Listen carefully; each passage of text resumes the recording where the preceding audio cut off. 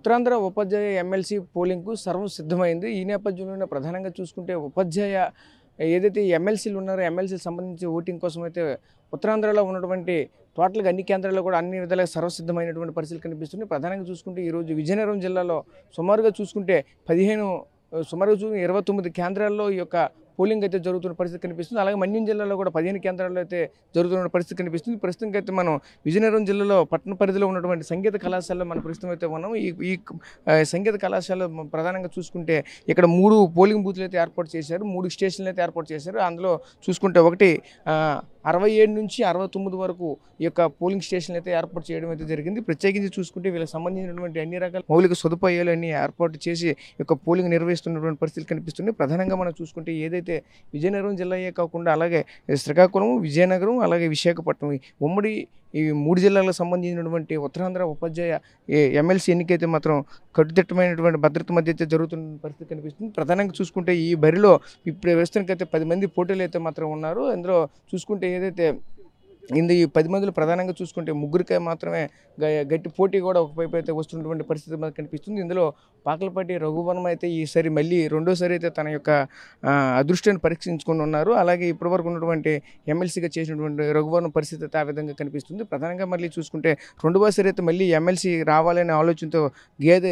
గాది శ్రీనివాసరావు కూడా బరిలో ఉన్నటువంటి పరిస్థితి కనిపిస్తుంది. ఇంతవరకు కూడా ఉత్తరాంధ్ర మహిళా ఎమ్మెల్సీ అభ్యర్థిగా ఇంతవరకు కూడా ఎవరు కూడా లేరు. ఈ కోరెల విజయ్ గౌర్ అయితే ఈరోజు బరిలో దిగినటువంటి పరిస్థితి కనిపిస్తుంది. అలాగే చూసుకుంటే ప్రధానంగా ఈ ముగ్గురికి మాత్రమే ప్రజెంట్ అయితే మాత్రం గట్టి పోటీ ఉందని మాత్రం చెప్పొచ్చు. ఈ నేపథ్యంలో ప్రధానంగా మనం చూసుకుంటే ప్రస్తుతానికైతే మనం విజయనగరం జిల్లాలో ఉన్నటువంటి పోలింగ్ కేంద్రాల వద్ద అయితే ప్రస్తుతానికైతే ఉన్నాం. చూసుకుంటే ఓటర్లంతా కూడా తమ యొక్క స్లిప్పులు పెట్టుకొని ఏదైతే ఆ ఓటింగ్ స్లిప్ ఉందో ఆ స్లిప్ను పెట్టుకొని అయితే బారులు తీసినటువంటి పరిస్థితులు అయితే మనకు కనిపిస్తున్నాయి. ఉదయం 8 గంటల నుంచి సాయంత్రం 4 గంటల వరకు అయితే పోలింగ్ అయితే జరుగుతుంటుంది. 144 సెక్షన్ ఉన్న కారణంగా అయితే మాత్రం ప్రధానంగా ఈ పోలింగ్ బూత్కి 100 మీటర్ల నుంచి 150 మీటర్ల వరకు ఎవరిని కూడా ఉండవద్దని ఆంక్షలు విధించినటువంటి పరిస్థితి మనకు కనిపిస్తుంది. ప్రధానంగా చూసుకుంటే 3 అంచెల భద్రత మధ్య అయితే మాత్రం ఈ యొక్క పరిస్థితి మనకు కనిపిస్తుంది. 3 అంచెల భద్రత మధ్య ఇటువంటి కట్టుదిట్టమైనటువంటి చర్యలు తీసుకొని అయితే పోలింగ్ నిర్వహిస్తున్నటువంటి పరిస్థితి కనిపిస్తుంది. సరే ఎలా చూడాలి అంటే ఇది జరుగుతుంది కదా, ఎలా చూడాలి?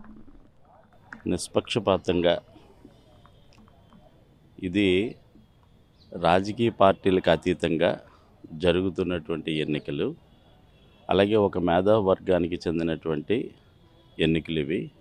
రాజ్యాంగం కల్పించినటువంటి శాసనమండలిలో ఉపాధ్యాయులకి ఒక మంచి అవకాశం కల్పించింది. మరి ఈ అవకాశాన్ని సద్వినియోగం చేసుకోవాలంటే రాజకీయ పార్టీలు ఇందులో దూరడం అనేటువంటిది మంచి పద్ధతి కాదు. నిష్పక్షపాతంగా మరి ఎలక్షన్ ఆఫీసర్సు, అదేవిధంగా అధికారులు, పోలింగ్ అధికారులు, అలాగే పోలీసు అధికారులు కూడా సరైనటువంటి చర్యలు తీసుకొని నిష్పక్షపాతంగా పోలింగ్ జరిగేటట్టు చూడవలసిన బాధ్యత అధికారులపై ఉంది. అదేవిధంగా మరి పోటీ చేస్తున్నటువంటి కంటెస్టింగ్ క్యాండిడేట్స్ మీద కూడా బాధ్యత ఉంది. అంటే మీరు వచ్చారు కదా, పోలింగ్ కేంద్రాల వద్ద అన్ని రకాల మౌలిక వసతులు అన్నీ మీకు అనుకూలంగా ఉన్నాయా? ఏదైనా ఇబ్బందులు ఏమైనా ఉన్నాయి? వసతులన్నీ కూడా మౌలిక వసతులు బాగానే ఉన్నాయి. అయితే ఇంకా ఉదయం కనుక స్టార్ట్ అవుతున్న కొలది సమస్యలు అనేటువంటివి తెలుస్తూ ఉంటాయి. Okay, thank you. సో చూసాం కదా, సాధారణ వాటర్ కూడా అయితే చెప్తున్న పరిస్థితి కనిపిస్తుంది. ఇటువంటి పెద్దల సభకు పంపించేటటువంటి ఎలక్షన్ ఇది. ఈ ఎలక్షన్లో ప్రధానంగా చూసుకుంటే ఏదైతే ఉన్నటువంటి ప్రతి ఒక్కరు కూడా చూసుకొని అయితే దీనికైతే ఓటింగ్ వేయవలసినటువంటి ఆవశ్యకత ఎంతైనా ఉందని అయితే మరొక వైపు అయితే చెప్పుకొస్తున్న పరిస్థితి కనిపిస్తుంది. ఇటువంటిలో రాజకీయం కూడా జోక్యం కాదని కూడా మరొక వైపు అయితే ఆయన చెప్పుకొస్తున్నటువంటి పరిస్థితి కనిపిస్తుంది. ఇదే క్రమంలోనే ఈ యొక్క పోలింగ్ బూత్కి సంబంధించిన మౌలిక వసతులు ఏర్పాటు చేస్తారు. ఇందులో భాగంగానే ప్రధానంగా చూసుకుంటే ఏదైతే ఈ ప్రాంతంలో ప్రత్యేకించి ఒక మెడిసిన్కి సంబంధించి ఎమర్జెన్సీ మెడిసిన్ కూడా ఏర్పాటు చేసినటువంటి పరిస్థితులు కూడా కనిపిస్తున్నాయి. ఎందుకంటే ఎవరైనా ఇప్పుడు ఈ మధ్యకాలంలో ఎక్కువగా ఎండ తీవ్రత కూడా ఎక్కువగా అవుతున్నటువంటి నేపథ్యంలోనే, అలాగే ఇక్కడికి వచ్చినటువంటి వయసు మళ్ళినటువంటి పెద్దవాళ్ళు కూడా వస్తున్నటువంటి పరిస్థితి కనిపిస్తుంది. సడన్గా ఎవరికి ఏదైనా సరే జరిగి ఉంటే అటువంటి సందర్భంలో వాళ్ళకి సంబంధించినటువంటి ప్రతి ఒక్కటి కూడా రెడీగా ఏర్పాటు చేసుకున్నటువంటి పరిస్థితి కనిపిస్తుంది. వైద్య సిబ్బంది కూడా మనతో పాటు వాళ్ళతో మాట్లాడే మరిన్ని వాళ్ళు తెలుసుకుందాం. అమ్మ చెప్పండి అమ్మ, ఏంటి మీ దగ్గర ఉన్నటువంటి మెడిసిన్ ఏంటండి? ఉత్తరాంధ్ర ఉపాధ్యాయ ఎమ్మెల్సీ ఎన్నికల సందర్భంగా విజయనగరం సంగీత కళాశాలలో ఫస్ట్ ఎయిడ్ డ్యూటీ ఏర్పాటు చేయడం, DMHO, municipal office commissioner, election commission సందర్భంగా వాళ్ళ ఆదేశాల మేరకు మేము ప్రథమ చికిత్సా కేంద్రాన్ని ఏర్పాటు చేశామండి. ఎండ తీవ్రత ఎక్కువగా ఉన్నందున వచ్చే వరకు ఎటువంటి ఇబ్బంది లేకుండా ఓఆర్ఎస్ ప్యాకెట్లు, పారాసెటమాల్, అన్నీ మొత్తం మెడిసిన్ అంతా మా దగ్గర అవైలబుల్గా ఉందండి. ఇది మెడికల్ క్యాంప్ కూడా సక్సెస్ చేస్తాం. ఓకే, ఇది చూసాం కదా. ప్రధానంగా చూసుకుంటే ఇక్కడ కూడా ఒకటే చెప్తున్నారు, ఇక్కడ వచ్చినటువంటి ఎవరికి కూడా ఎటువంటి అంతరాయాలు కలగకూడదు, ఏదైనా సరే ఆరోగ్యపరంగా అంతరాయం కలిగినట్టయితే మేమైతే సిద్ధంగా ఉన్నాం కూడా. మరొకైతే ఇక్కడ ఉన్న వైద్య సిబ్బంది కూడా చెప్పుకొస్తున్న నేపథ్యం అయితే కనిపిస్తుంది. ఇదే క్రమంలో ప్రధానంగా చూసుకుంటే ఇక్కడైతే మాత్రం 3 పోలింగ్ బూతులు అయితే మాత్రం ఉన్నాయి.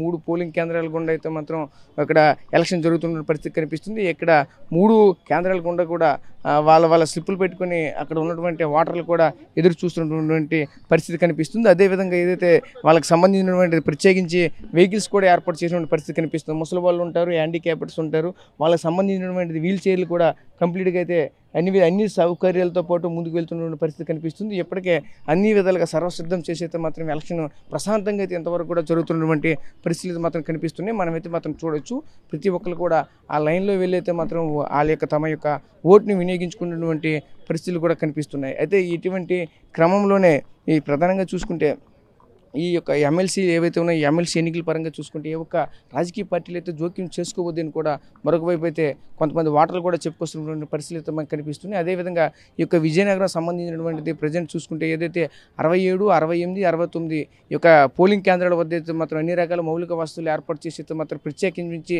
శ్రద్ధ తీసుకున్నామని కూడా అధికారులు కూడా మరొక వైపు అయితే చెప్పుకొస్తున్నటువంటి పరిస్థితులు కూడా కనిపిస్తున్నాయి. కెమెరా పర్సన్ నాయుడుతో రాజేష్, RTV, విజయనగరం నుంచి. మరిన్ని వీడియోస్ కోసం ఛానల్ ని సబ్స్క్రైబ్ చేయండి. లేటెస్ట్ అప్డేట్స్ కోసం వాట్సాప్ ఛానల్ ని ఫాలో అవ్వండి. ఆ లింక్ డిస్క్రిప్షన్ లో ఉంది.